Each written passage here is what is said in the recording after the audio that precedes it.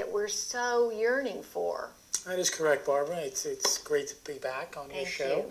And we're going to talk about some questions some of our viewers have asked, and we're going to give them some answers today. Okay, I've got one question for you, Samir, Okay. and we would first of all like to know what some of the signs are that you might see, that maybe a parent or grandparent today might be able to see, that if there's some substance abuse going on in the home, what do they need to be looking for? Okay, a lot of times, usually what happens is, let's say it's a young boy or girl in their teens, you know, they start to change a little bit their behavior, they start to come home a little bit later, there's a little bit of not wanting to like be around the family as much, they go to their room, they lock themselves in their room, they really don't want to come down, they don't want to participate in anything they used to. Sometimes those are signs. It doesn't mean always, but occasionally that can mean something's going on. Another thing that's very important, Barbara, is the friends. Unfortunately, you know, that old saying, tell me who you hang out with and I'll tell you who you are. So the friends, you know, a lot of time, what kind of friends do they have? How are they doing in school? Are they doing good? Have their grades unfortunately dropped a little bit?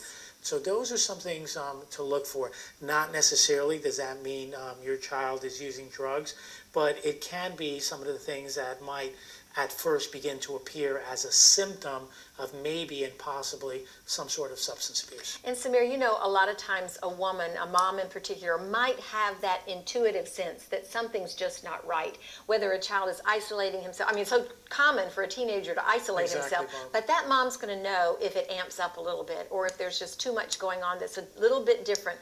Can we trust a woman's intuition? Absolutely right. Absolutely.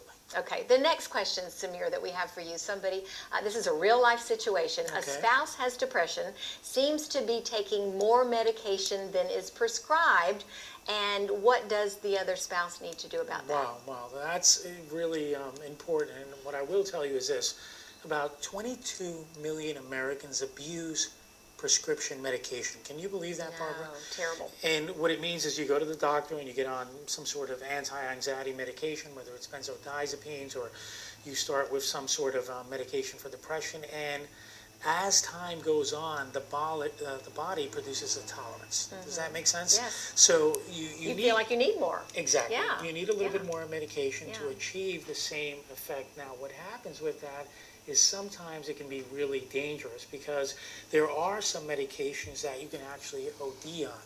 And you don't want that to happen. You can go into respiratory arrest, you can have respiratory depression, so it's not a good situation. But what you can do is this. One of the things that I would recommend is ask your doctor. A lot of medications plateau. What that means is they get to a point where they don't work anymore. They don't have that therapeutic value. So your doctor might say, you know what, I want to change. I want to give you another kind of medication, maybe from the same family, whether it's an SSRI or whatever it is he's giving you, and then that might work a lot of times. Another thing is a person might have some tendencies towards addiction, and that you have to be very careful, especially with anti-anxiety medications, benzodiazepines. You know, the body produces a very high tolerance level real fast, so you can get to a point where you're going to be taking more and more and more to feel calm, and that is definitely not good. You might have to, at that point, see a specialist that can help you not only reduce the dose, but at the same time stay at a dose that is therapeutic for you. Great advice. So the point here is to make sure that we're in communication with the doctor at all times. Absolutely. And again, trust your spouse's intuition, because sometimes things are not right because they're not right. Once again, a woman is going to come in and... we think we know it all, but we do know a lot, right? God has given us this special sense. A lot of times you do. One more question for you. Yes. I like to call you Dr. Samir. I know you're not a medical doctor, but you appear to be. You're so knowledgeable, so thank you for doing this for us. But there's a question that says a son who is always getting angry at school. He's volatile. His temper is out of control. And then also on top of that, this is a real life situation. The kid is washing his hands constantly. Is that something to be concerned about? Well, unless he's, getting dirty all the time and he's out in the mud, no. But if he's not, that could be a symptom of obsessive compulsive disorder. Yes. OCD, we've heard about that a lot of times. ADHD. We have at the First Orlando Counseling Center some amazing, licensed mental health counselors, Tammy Matthews, Kerry Russo, our founding director, Dr. Bell, who I'm sure you've met in the past, and these people are trained in those specific areas.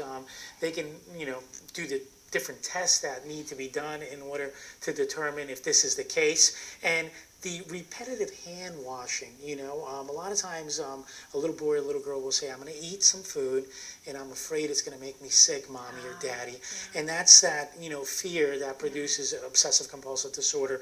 I'm going to touch this and I'm going to be contaminated. So it's very important, if you have a young child who has this situation, to get him some help early on. And I'm going to tell you why. A lot of times, if these symptoms are not taken care of when they're young, when they get into an age that's 18, 19, 20, they can start self-medicating. And that can produce what we all call substance abuse. So you have to be very careful. And that's life-threatening at that point. Absolutely. Thank you so much, Samir. Certified addictions counselor.